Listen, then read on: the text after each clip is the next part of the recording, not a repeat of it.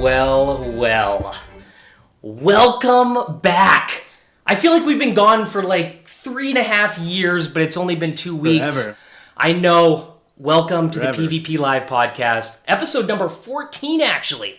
I am Jason, your host, accompanied by PvP Live staff members Davis, Eldakar, and Aradin. Starting with you, Davis, how are you doing today?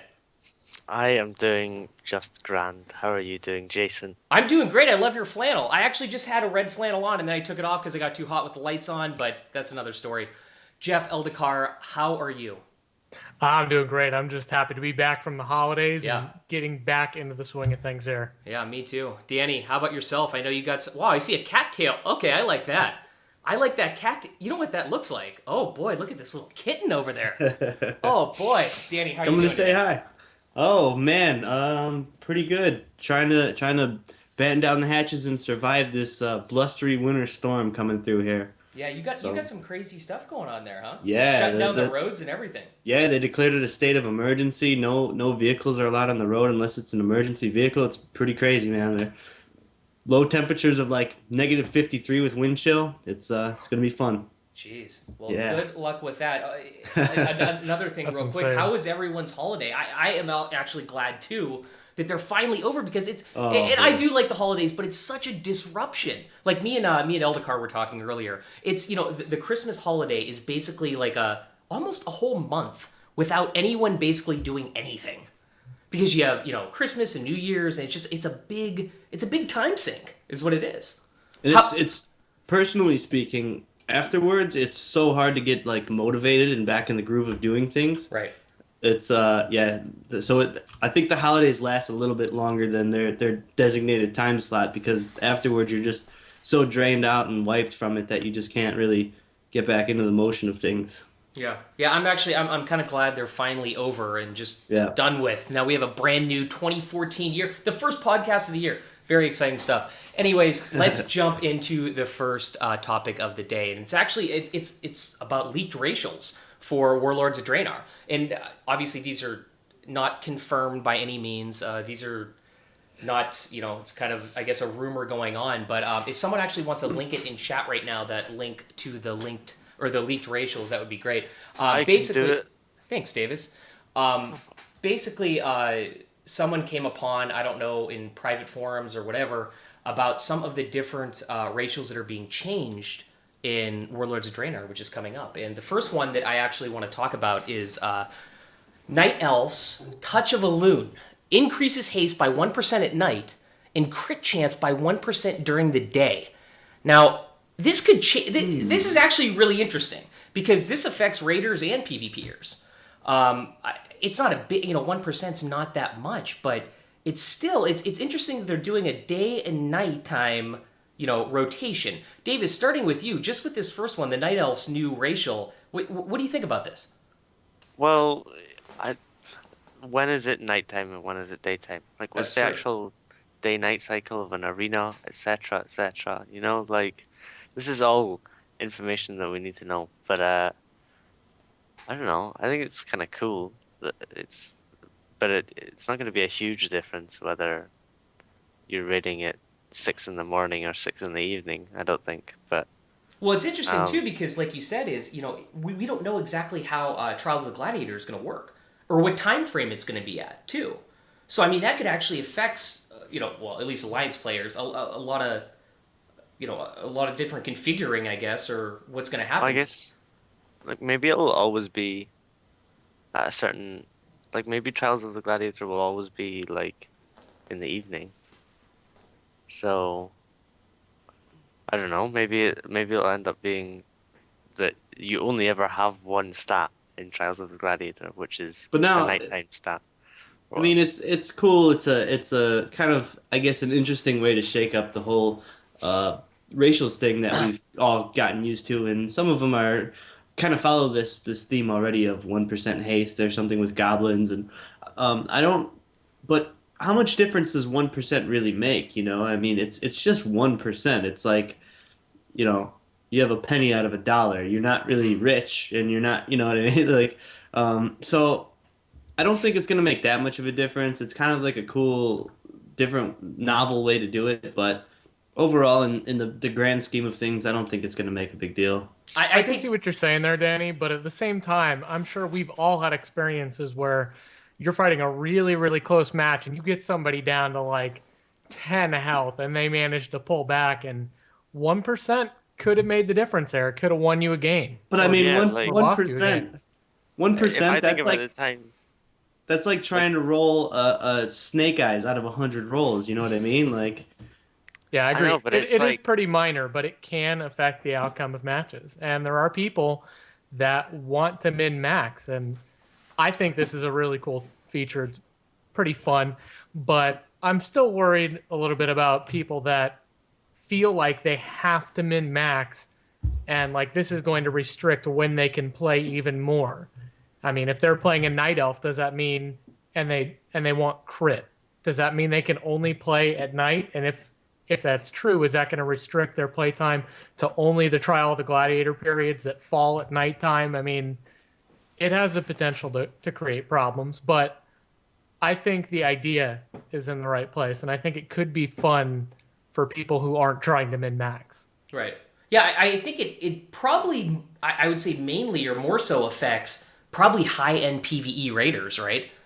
Because, I mean, you got to think about this. For, if they're Method or, Blood Legion or whoever's racing for world first, that could really put that could change the game for them. So it'll be...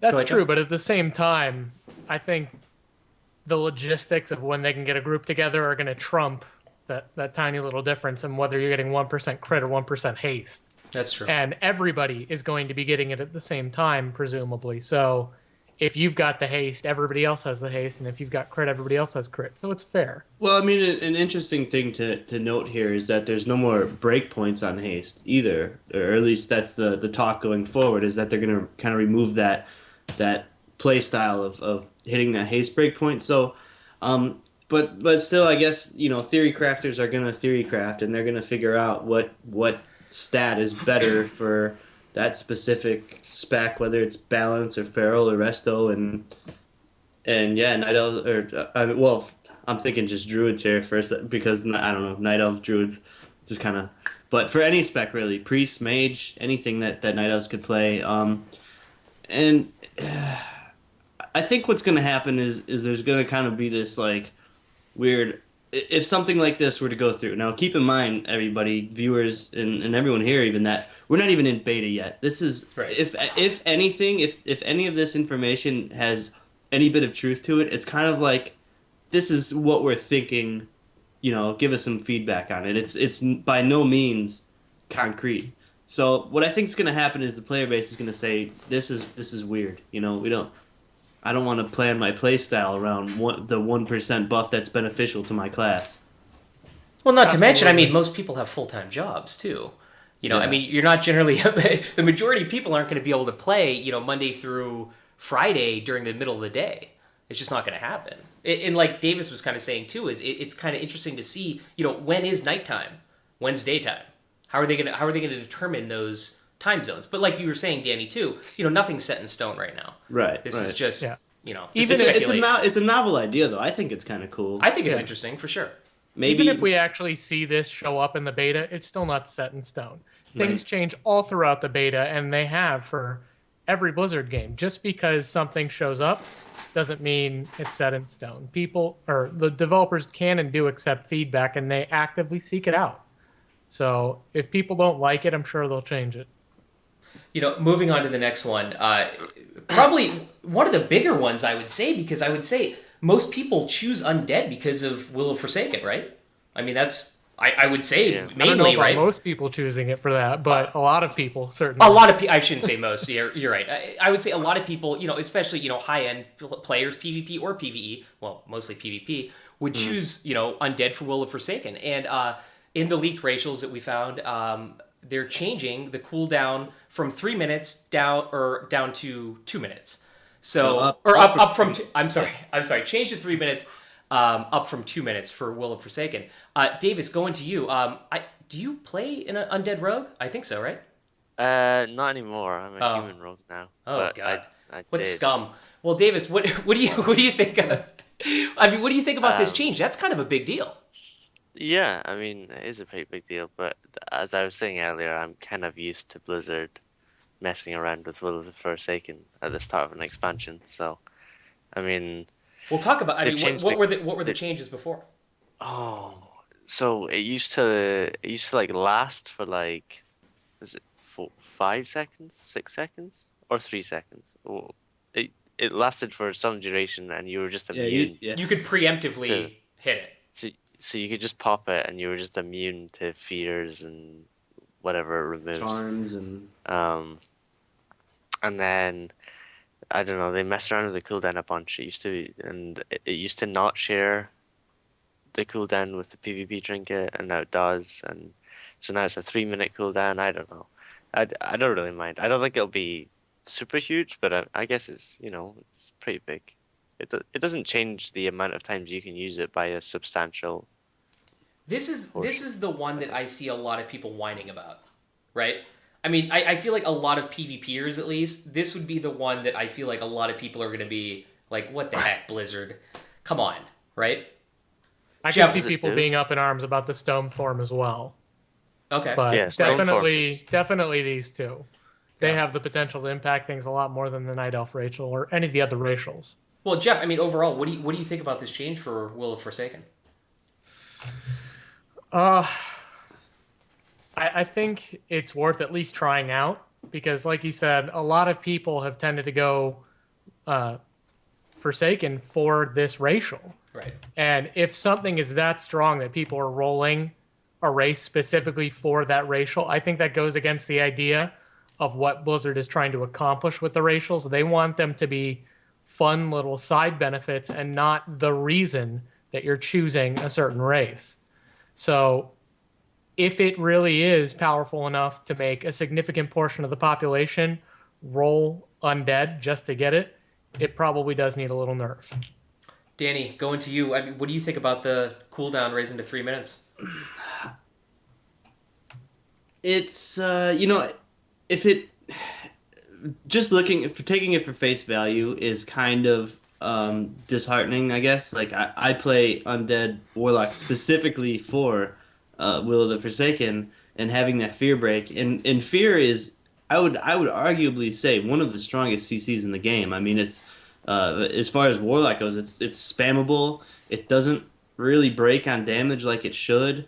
And it's just a really strong CC. So having that way to break out of it is a huge advantage. Um, and not seeing anything about every man for himself, this human racial that's become so infamous.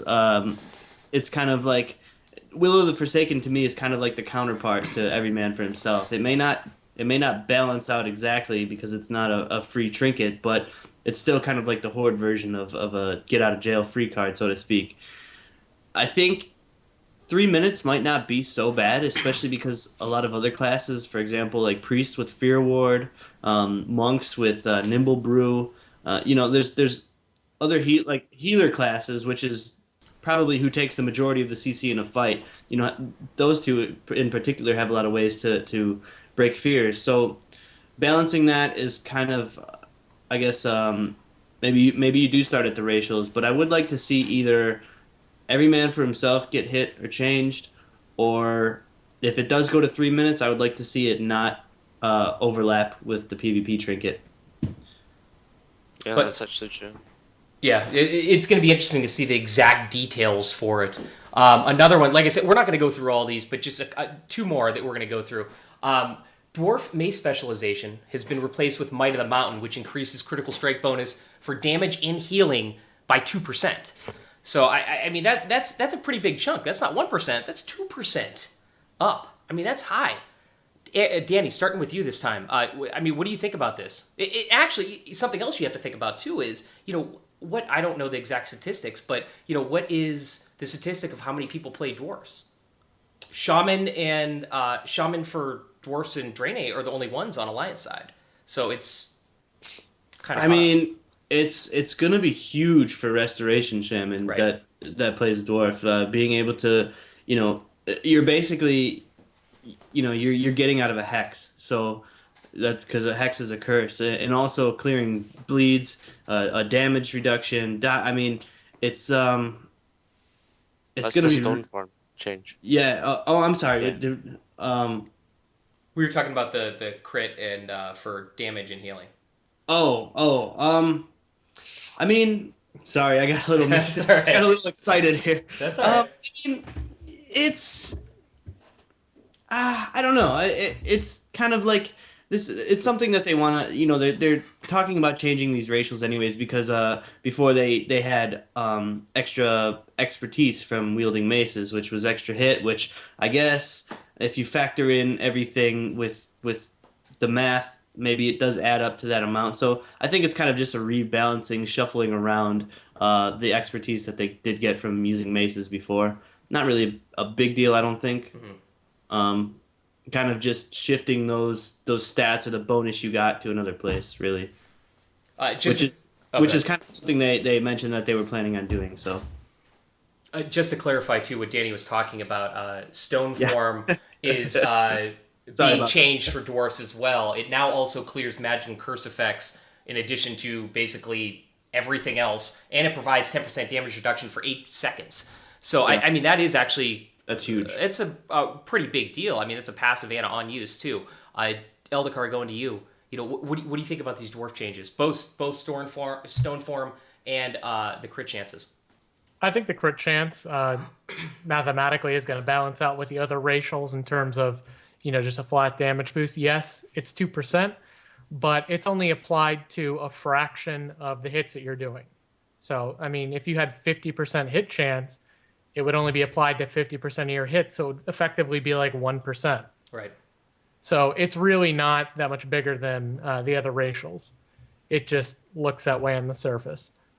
As for the stone form, I think the stone form has the potential to be, really game changing. It's already decently strong, and this I feel like it could kind of be like another the Forsaken, really.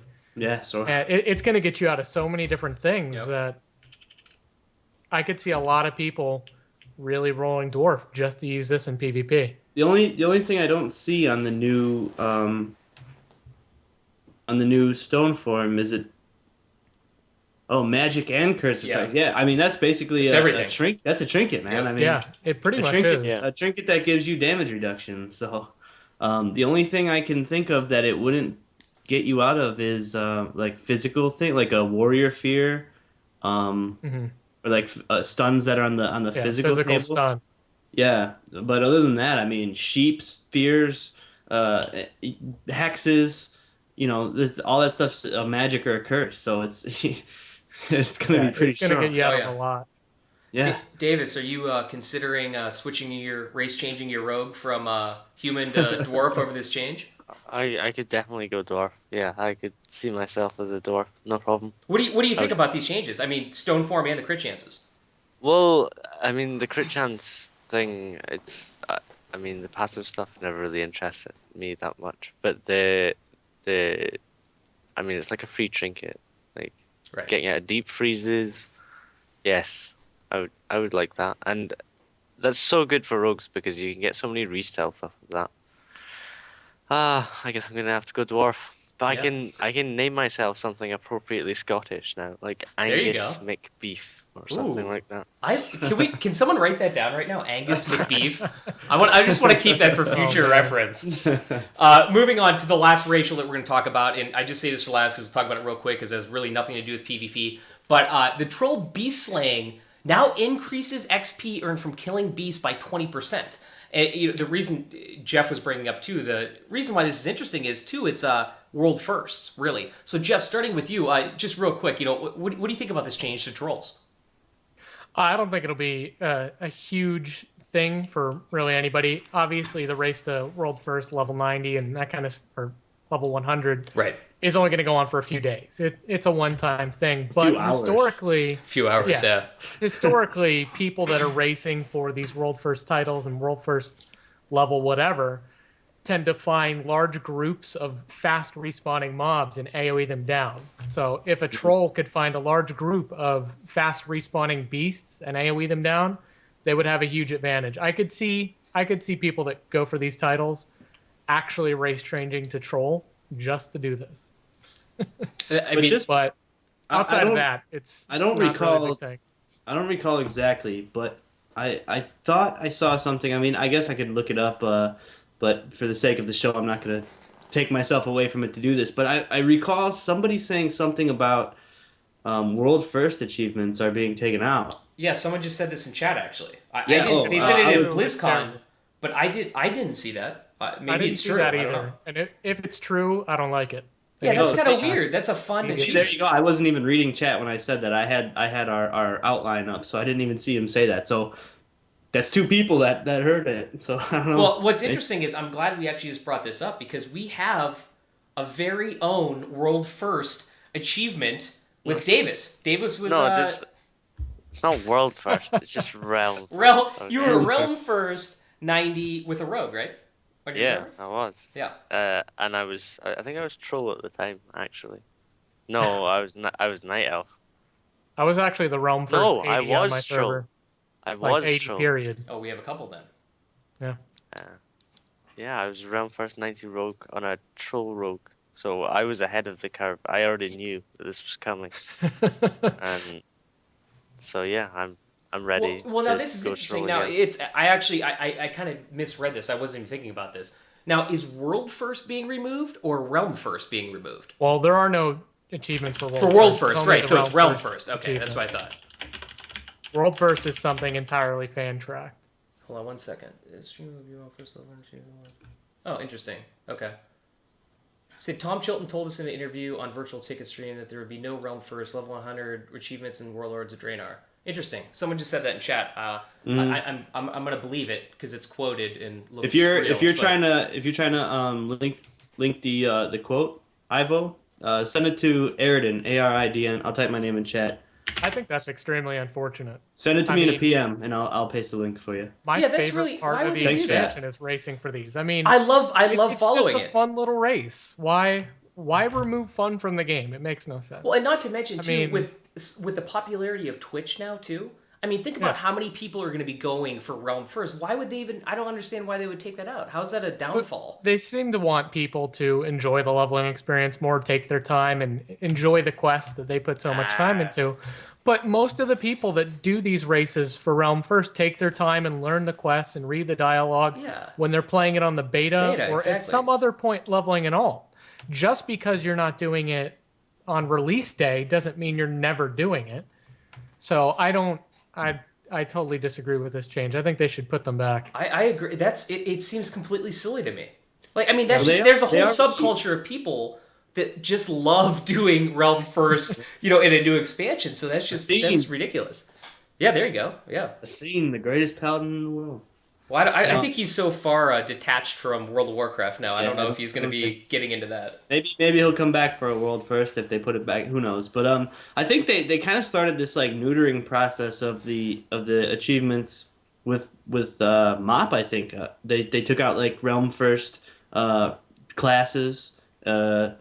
If I recall, there used to be realm first races as well. Maybe I thought I'm they not had sure. Realm First classes in for They've got MOB. realm first They classes. just 'cause I've removed the got- races, and Yeah. did they remove the professions as well? No, I think the professions are still in.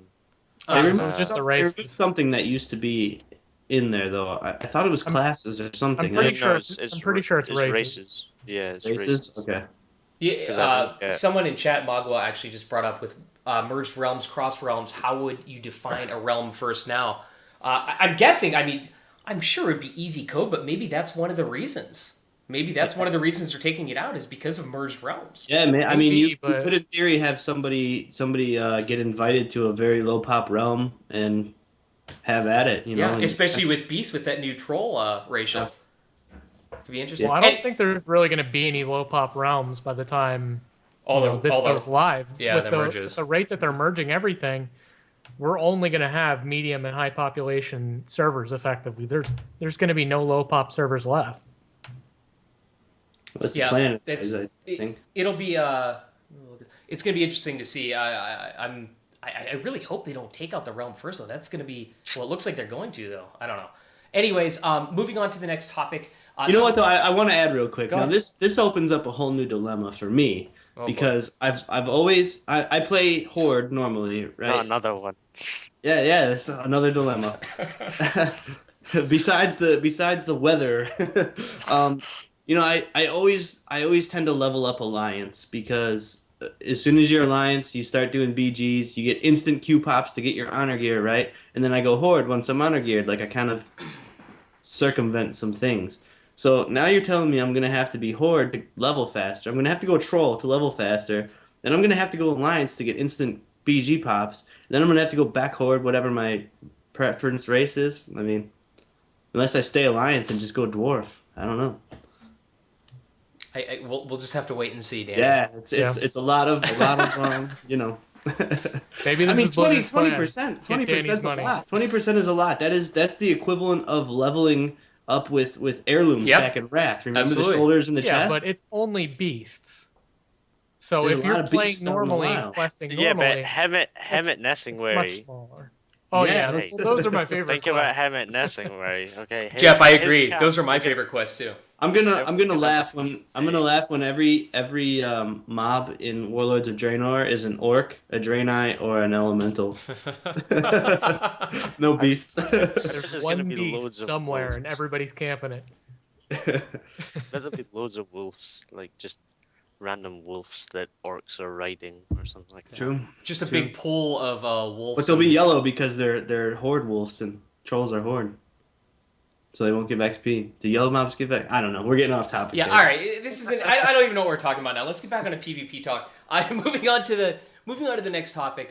Celestalon. There actually hasn't been a lot of PvP or even World of Warcraft related tweets in the past couple of weeks because of the holidays. But Celestalon tweeted, "There's going to be no primary stat gems, only secondary stat gems. Tertiary stats are not going to be gemmed."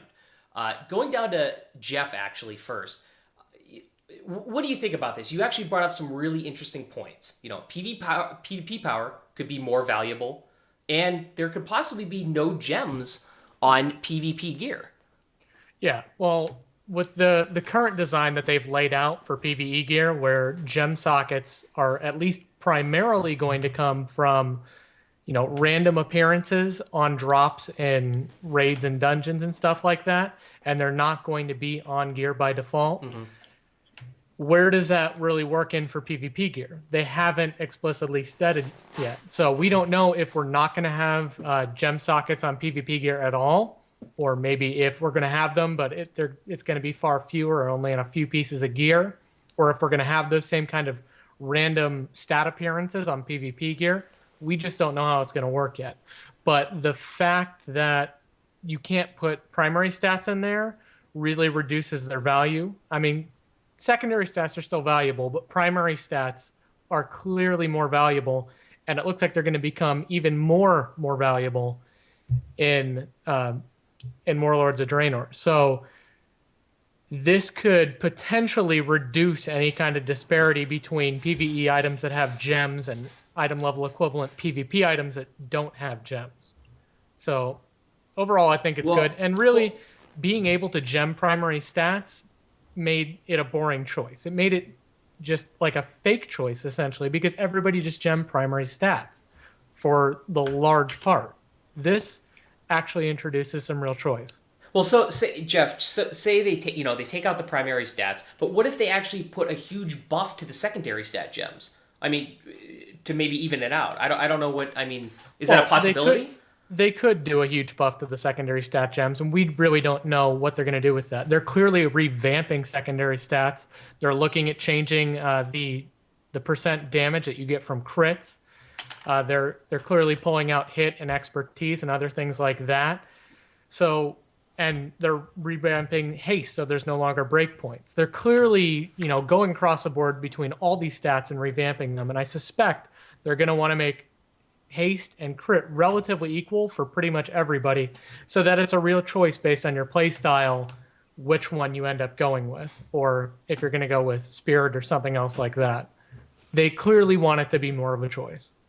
Danny, going to you, and I love that cat tail. Just keep on flicking up. Not the whole cat. I just love the cat. I feel like an evil genius or something. Just petting my cat. I love that cat tail. Yeah, I mean, what do you think about the no real primary? quick before I give my comment on that? Go ahead. As soon as I show up as a mod in PvP live chat for some reason, I'm actually gonna link um, Ivo or Evo, however you say your name in chat, sent me a PM of the I guess the link, the source of the no level 100 talents. So I'm gonna try to No link level that. 100 realm first. Realm Purse, yeah.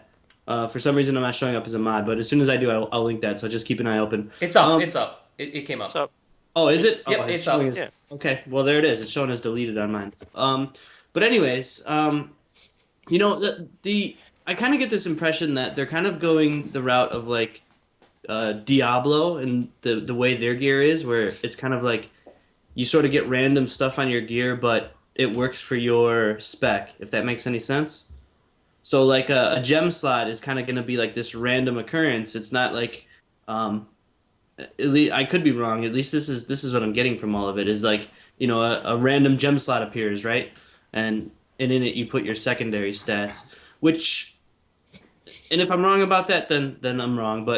Still, the secondary stat part is good because some classes are kind of imbalanced in the way they use primaries. Like casters use intellect, rogues, hunters. Agility classes they get both agility and crit. Same for like casters. Spell power or int and crit. So it kind of takes away from some of that double dipping and helps to balance it a little bit better, I think, which is good. But then there are classes that maybe it's just because it's later on in the expansion, but like for example, on my warlock, I use a lot of mastery. Some go haste. I do mastery because I played two specs. Warriors are like stacking all crit. So at a certain point, I think for some classes it might become more valuable to use those secondary stats. So I guess we'll have to see. But I think it's a cool way to do it. As far as gear on PvP gear or gems on PvP gear, um, see ya. You won't be missed, really. Yeah, I mean, they're going to have to figure out a different way to balance it out, right? I mean, if they take it away from PvP. Even if it's in just plain stats, that's fine. I mean, I'm not gonna miss putting gems in my gear, and I mean, once they're there, and you forget about them, right? Like they just kind of become part of it. So Well, you got to be honest too. It's pretty much every top level PvPer is, for the most part, using the same gems in all Yeah, their right. gear, right? I mean, there's no testing. It's already been tested. People would do, at the beginning, maybe the first, couple days of a new patch or a new expansion or whatever. But I mean, let's be honest here. The PvP gems, for the most part, are the same across the board, right? yeah, pretty much for the most part, and yeah, they're kind of like a you set it and forget it sort of thing. Like there's no thought into it, and it just makes it more, I guess, I wouldn't say imbalanced in PvP because everybody does use the same gems, but there's really no need for them. Yeah. If the stats are there on the gear and that gear is what you use to compete, why? It doesn't No, need Yeah. gems. Not If they're going to have the sockets, they really need to have the value, the relative value between the different secondary stats be more even and make it more of an actual choice. Otherwise, why have it at all? Now, one thing I might be a little confused on is sockets they do count against the itemization, correct? No. No, they're They not. are random appearances Okay. for PvE gear that do not count against the stat budget. Okay. Whether that's going to be exactly the same for PvP gear, we don't know yet. We'll have to wait and see. something So, like, else. Well, that's pretty interesting. So you go to your vendor, you spend your conquest, right? You get your chest piece, and randomly it has a gem slot. Or on the other side, you buy your chest piece and it doesn't have your gem slot. So like you're wasting, like you know what I mean? It wouldn't work to do it that way in PvP. Well, Yeah. But at the same time, it could keep people playing, keep people going after certain different things of gear. And like we talked about in the past, if they diversify the gearing system to where, like, let's say you're going to Ashran and you're doing Ashran PvP exclusively to get your chest and your shoulders, and those are the only places you can get the chest and shoulders, it could encourage you to keep doing Ashran so you can get more shots at maybe an ideally spec'd chest and shoulders. But I could we'll have to see what I they could just do. imagine the uproar for the first person that gets lucky and gets a gem slot randomly in every single Yeah, piece of gear. But You know? you've got to remember, Trial of the Gladiator is going to use completely separate Right. gear. That's So true, this that's is true. going to be entirely PvP that really just doesn't matter. It's just for fun. So why Right. not? If there's something to complain about, somebody will complain about it. Well, of course. Oh, yeah, absolutely. It's going to happen. Well, something else, too, is I want to bring up is, there's really no way, as of right now, and, Warlords will probably change or might change, but there's no way for PvPers to make money. Let's be honest here. Gems cost a lot of money, right? And I mean, taking those away from PvP gear, since they're already pretty much standard as it is, might not be a bad idea. I mean, get rid of them. They cost some of those, especially meta gems. Jeez, man, if you're not in the game, if you're not PvEing or doing some kind of profession to make gold, that's gonna put a big damper on playtime. Davis, going to you. You haven't talked about primary stat gems. What do you think? Well, I'm with you. I'm just glad I don't have to spend 100G Yeah. plus on every piece of gear I get, just getting the same gem that I bought last season, if you know what I mean. Like, I don't know. For a lot of classes, gems just got really kind of boring because you just found out what the best thing to gem was, and that was it. That's There it. was It's a nothing set else. standard. There's no testing. You know what I mean? There's Yeah. nothing. It's nothing that's And going to change. it doesn't even feel rewarding. It feels like a chore, which I think is Blizzard's kind of caught on to that, and they want to get away from that. They want it to Yeah. feel Yeah. rewarding. Yeah, absolutely. And I think if they can't figure out a way to make it feel rewarding and make it feel like a genuine choice, I wouldn't be surprised at all to see them remove it, and I'd be happy to see it gone. Obviously, I mean, I'd much rather have it stay and have some kind of meaningful choice if they can figure out how to do it. But otherwise, just get rid of it. We don't need the cost. But Jason, going back to what you were talking about with PvPers not having income, I can't remember if we discussed this on the podcast in the past, but Halinka mentioned that they're looking at possibly making the entry-level BOE gear drop from bags that you get at the end of BGs or arenas or something like that. Yep. So that you can sell that on the auction house and get some kind of income, which Yep. is a good start. But having at least some gold rewards from like random BGs, I think would help too.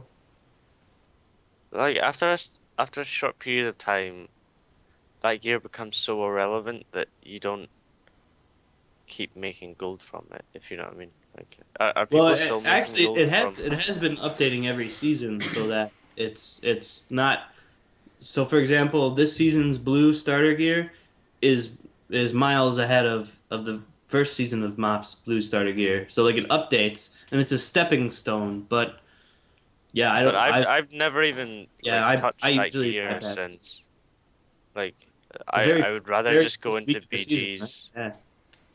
Like, I'd rather just go into BGs naked and farm honor than spend a bunch of gold on some That's blue gear that's that I'm feedback good. we'll have to give during the beta, but Yeah, I think the issue they're is looking at ways to give. it's targeted at new 90s or Mhm. new max level characters, but Yeah. the only way to get that is through gold. And if you're a new 90, you don't have a lot of gold. So it's kind of excluding exactly the people that it's targeting.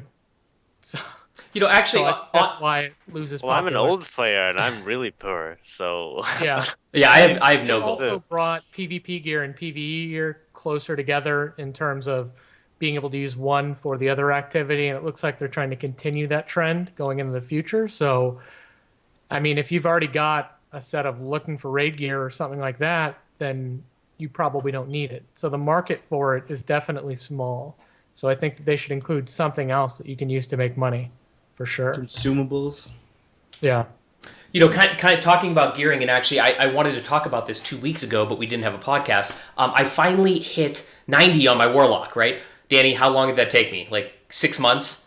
Like 6 years. Yeah, ridiculous. You Ridiculous amount of started time. you started playing on day one beta. Yeah, I finally hit vanilla beta. I finally hit 90 on my Warlock. Anyways, that's not what I was going to talk about. What I wanted to talk about was how ridiculous Lion's Landing is to get gear. If you guys don't know, this Lion's Landing, okay, is a place in Karasang Wilds, right? It's off the coast of Karasang Wilds? I believe Yeah. so. Okay. Anyways, Yeah. Dominance Point is the other Right. side. Just a quick explanation if you guys don't know. You can go down there, you can just Google it, Lion's Landing, PvP gear or whatever, and this is a widely known thing. You can go down there, basically you have to get an OQ group though first. So you get an OQ group, you can get a full set of, not Grievous, but Tyrannical. gear in literally like 3 hours. I mean, if you get a good OQ group, all you have to do is keep on killing these same mobs over and over, and you get 275 baseline. 275 points, Like baseline. 325 with your Yep. banner or something. Yeah. Sorry, I should have been more prepared to talk about this. I kind of forgot about it, but I just want Oh, to I've bring done it that many up. times, so Yeah, I know you've all done the it too. details. Yeah, but yeah, it's unbelievable how fast you Yeah. can gear a character. Which I'll tell you what, man, that is so much more exciting for me to be able to go like full gear immediately once you Yeah. you hit 90. I mean, that's because it takes if you're not arenaing, if you're BGing, if you're random battlegrounding, it could take up to a month. I mean, right, or even more to get full gear. Yeah, it depends on how much you play, especially if you're Horde. And queue times Oh, are exactly. anywhere from Yep, 8 to 12 minutes. I at mean, least. and Well, then you see, I have lose a and you get theory nothing. though. I have a theory Go ahead, Davis. that Hmm. Alliance queue times are quicker, but you will always lose unless it's AV weekend. No. And Horde queue times are longer, but you'll win WSG a lot. Ugh. I win about 30%. I play a lot of random battlegrounds on Horde, and I win about 30% of those. I wouldn't say that that's an absolute truth, but there is definitely some I guess what's the word? Like there's a pattern to it definitely. Like I when I play because I play both Alliance and Horde and Alliance queues are instant, almost 1 minute 1 minute, maybe, yeah, negative minute. and you do lose a lot as Alliance, but as Horde, I I wouldn't say you probably do win more, but maybe it's because Horde just wants it more because they just waited 12 minutes to get in. Dude, it's You know? hard, man. It's so hard for me even to. And I've said this a million times before. I love playing battlegrounds. I love them, but on the Horde side, the queue time is ridiculous. Like, I mean, and obviously, I mean, I know it's the reason why the population, but it's really hard for me to enjoy battlegrounds on Horde because I cannot stand waiting 8 to up to 15 minutes sometimes. Yeah. 12, I should It's say. really Yeah. long. But They've anyway, really got to do something about the queues, but it's a tough problem to solve. how do you because- solve that? Yeah, I mean, Halink has mentioned it a few times. We had a discussion on Twitter about it. It's not a technical problem. It is a social problem. There's just more people queuing up on Horde. And I mean, really, the only two ways that I can think of to crack it are to allow same faction battlegrounds, so Horde versus Horde, Alliance versus Alliance type Which, thing, why not? or you've got to have some kind of dynamic incentive system for the battleground queues, so that if there's a lot fewer Alliance queuing up and there's a lot more Horde sitting in the queue, there's some kind of bonus for the Alliance to queue up for those battlegrounds or Sure. for battlegrounds in general. And that could potentially encourage more people to go over to Alliance, or more existing Alliance to start queuing up for battlegrounds. Yeah, I think we've kind of talked about this before, right around BlizzCon time. And actually, someone said it right in chat right before you said it, or right after you said it. Could they do Horde versus Horde BGs? And obviously, it's on the Blizzard side. It's a problem with lore, right? That's the problem. It's the lore side of Alliance versus Horde. Because, But see, here's where it gets a little hypocritical right around that point. because RPGs. Well, not just that, but they've always said well, at least recently, I can't really remember way back, but they've said for a long time now that gameplay comes first. They want to make sure that it's a good, fun game to play before they worry about lore. This is what they tell all the lore people, right? Like, well, this doesn't make sense, that doesn't make sense. Well, because we want to make sure it plays good. I mean, so it's kind of like this double standard, they don't want to do it because it goes against lore, and it would feel weird. It really would feel weird. But at the same time, it's gameplay. You know what I mean? They got I to get make what you're saying, Danny, and I've made that argument myself in the past. But having had more time to think about it, I think there are actually gameplay considerations to say against the idea of having same faction battlegrounds for randoms.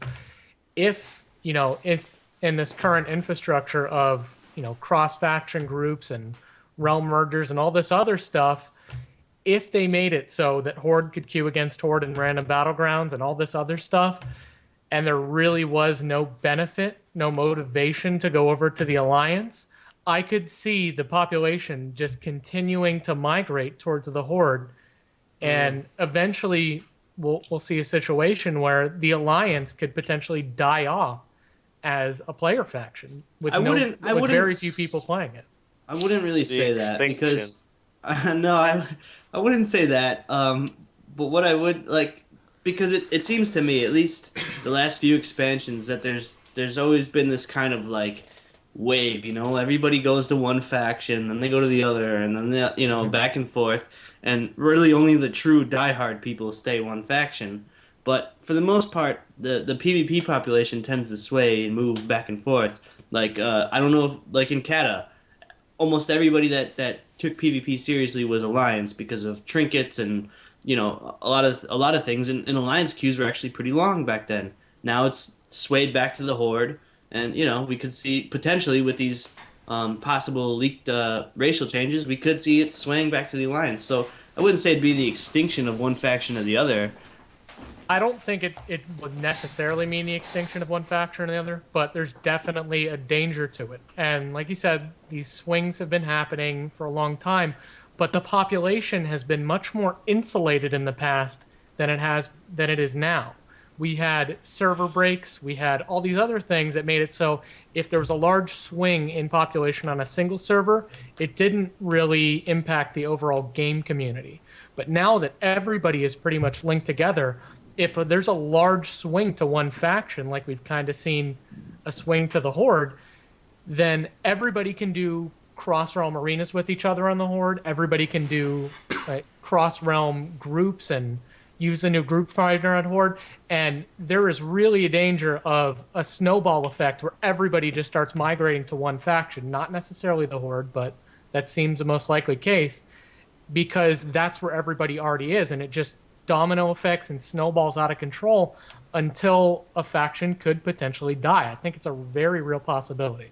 So I think the real threat to faction dominance or faction death or however you want to say it is the racials. I really feel that's the truth. I mean, most people, I would say even in the PvE community, PvP, PvE, both of them, they flock to one faction because of who has the stronger racials.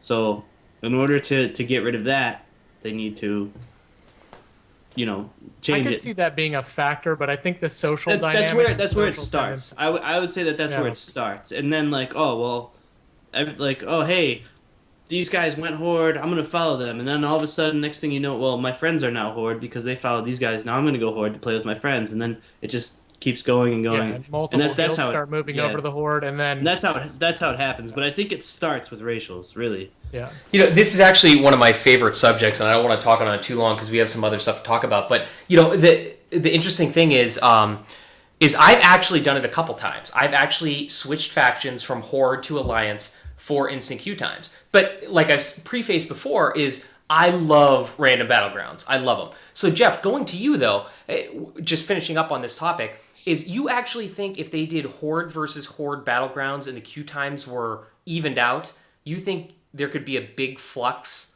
even more so than there is over to Horde? I think that it could facilitate a larger flux than there currently is. Just because of the BGQ times? Yeah, I'm not saying that alone would cause some kind of major flux. I think it would just be another piece in the puzzle that would make the possibility of a perfect storm. We could potentially see the Alliance die out.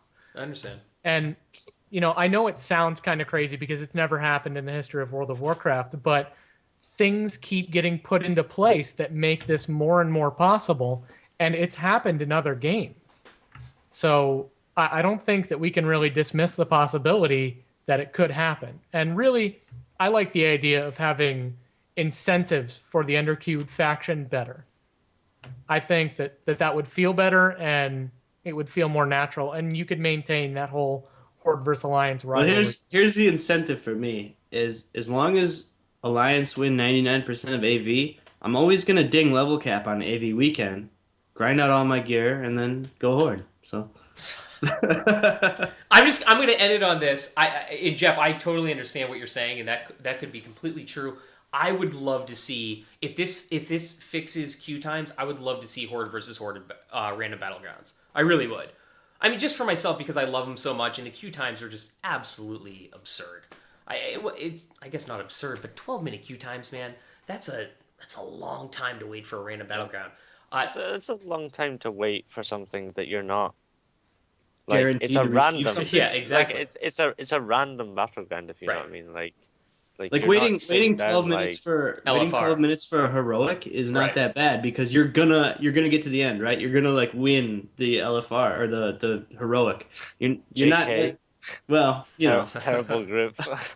Okay, let's take heroic for example. Like you put up with the wait time because you're almost always guaranteed something at the end. You're not guaranteed a win after 12 minutes of waiting, right? Like Nope. it's pretty ridiculous. All right. Anyways, let's move on probably to the final subject, and this is actually a pretty exciting topic for me. There has been, well, here I guess I should preface it is World of Warcraft and Blizzard sent out a feedback survey basically, and basically a quick description of what this survey said was the purchase of Warlords of Draenor will come with a free character upgrade to level 90. In your opinion, what would be the fair dollar value for just a character upgrade to level 90 of any new or existing character? Now, I'm just going to preface this right now, and I'm sure people are going to argue with me and hate this, but I think it's a great idea, and I'm just going to start out with this subject myself and telling you why. First, I'm going to say I think the character, if they do this, a level 90 should be between $25 and $30, okay? Second of all, this is going to affect everything, especially PvPers, I think, because, hear me out here, even the top level PvPers, who, no matter who it is, and I'm just going to say the PvP live team, Novo Sugonomics and Danny Carey, right? They play pretty much the same, Warlock, Shaman, and Monk.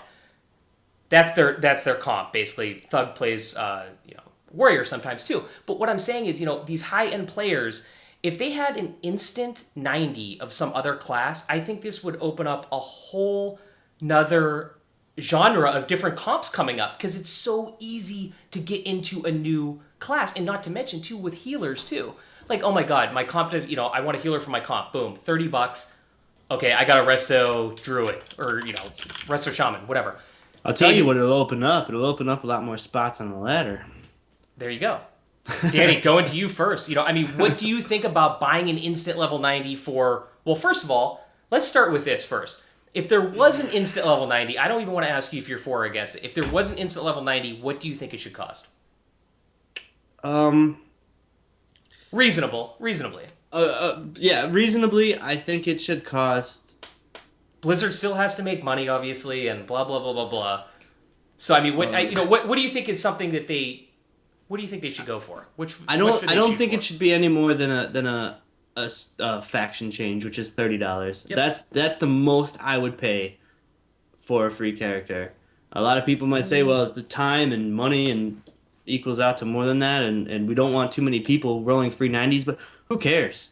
Who cares, really? Like, I think, like, I actually have a lot to say about this. We have a few minutes? Go ahead. So I've actually read through like a bunch of forums on the subject, and so many people are like, no, this is going to kill the game. If this happens, I quit. And this could literally be one of the greatest things that ever happened to this game because, as we all know, WoW has been going down in subscribers over the last few years since Wrath, like 12.5 million or something.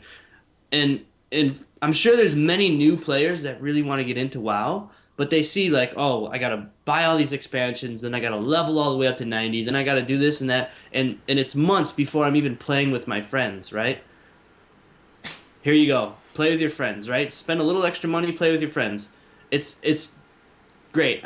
There's too much on the front end of the game to get to the back end, and it's a great way to. Go ahead.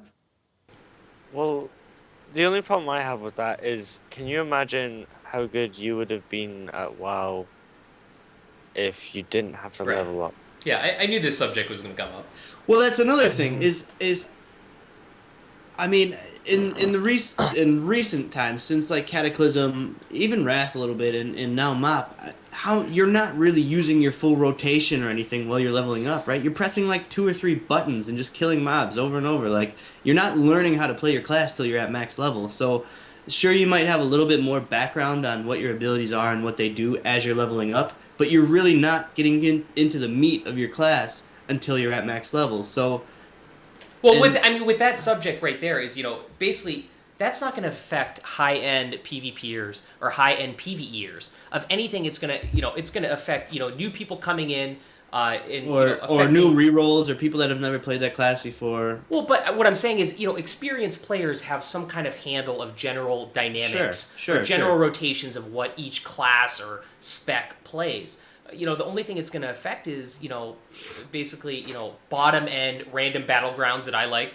Of course, you're going to find a bunch of brand new players getting that instant 90 and having no idea what the hell's going on in Warsong Gulch or Rathi Basin. That's the thing I'm not looking forward to. Exactly, and that's like my biggest fear. So that's one of the that's a pretty big thing with the overall community that I've seen as well. Is now we're gonna have this. It's gonna be like DKs all over again. We're just gonna have this influx of noobs, right? Like that don't know how to play and this and that. Like, well, sure, but I don't know. Well, I think there's a way around this. You could use the new training grounds feature that they've been working on to make it so that people have to qualify and prove that they can use the basic skills and the basic toolkit of their class and at least understand the fundamentals of what they're doing before they're allowed to queue for random battlegrounds and other things like that where they could significantly impact the enjoyment of the game for other players. But if they want to go straight into rated battlegrounds or anything like that where they're going to have to find other people that are essentially vouching for them by playing with them, then I think they should just be able to queue into that. It's just you should have to qualify to get into the random stuff where nobody else has any say. I don't want to see people going straight into a rated straight into a random battleground the second they have their character and saying, I have no idea what I'm doing, but I want to figure it out inside the random battleground so that I'm earning honor while I'm figuring it out. I don't know if I like that idea as much. I mean, it does have its merits for sure, but like thinking personally, like if I buy a new 90 of a class I don't have, which is there a class I don't have? I don't know, but I don't want to like spend time to do dumb things I already know how to do, like. Well, if you already know how to do it, it probably won't take you more than than it should like be 10 easy, minutes. right? Yeah, then it should be easy. I suppose, but I was kind of thinking like, what if it was kind of like the Death Knights, where you had to have even a previous level 90 to even be qualified to purchase this new one, or some kind of limiting factor where, but that wouldn't work for getting new players into the game. Mm-hmm. Yeah. Or a cooldown on it of a certain amount of time or something. Who knows? I mean, I just worry about like how much you would actually enjoy the game if you were thrown in at the deep end, level 90 or whatever. You have to learn the game from level 90. Like you have no experience from before. You just have to. I don't know. Like I think. Well, you still have 10 levels though, Davis. But I think for the average player, that's not enough. Okay. To get into and encompass yourself into how to play World of Warcraft, I don't think that's enough. Like I think if I could have bought like a level 50 back then, admittedly vanilla was like really long and hard and grindy. But anyway, but that was at a different time, Yeah. Basically, I think nowadays the game wouldn't seem